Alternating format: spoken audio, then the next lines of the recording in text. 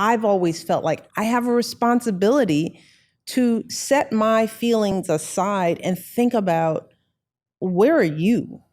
Why are you so angry? Where is your hate coming from? Because yeah, I can be mad at your hate. I can be mad that you just said something racist, or you knocked me down a peg, or you misjudged me. But if I'm trying to fix the relationship, I've got to understand, what are you going through? Where did that perception come from? What's your history? What puts you in this spirit of hate? Because that's going to dictate how we can even begin to have the conversation. Yes. I don't lose my authenticity in that, because I know who I am, right?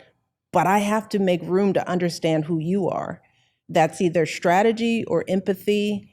But to me, effective communication, especially if you're a leader, if you have the power, it requires a step back. Yes. Right. And I think that's what going high is. And you're right. I think in this day and age, we've kind of supplanted that consideration because my feelings count.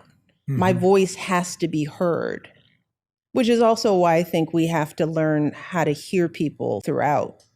Right. We have to give people a space to be heard outside of the anger. Right, because that's where all that's coming from, right? When people can't mature their response, it's because they don't have a voice. It's like, if I don't have a voice in regular conversation, then I will make you hear me. Yes. All right. Young people feel that way. Absolutely. All right.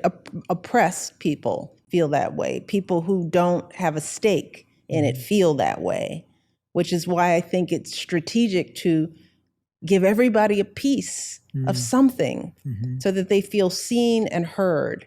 I think that ratchets down the anger, the explosiveness, because people can guarantee that they are being seen, they'll be heard. They don't have to yell. They don't have to tear something apart. They don't have to break it, because they own it.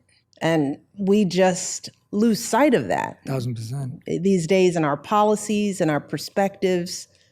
You can't shut people out. I talk about in the light, when I think about kids from communities that are underinvested in, their anger, their lack of, none of this belongs to me.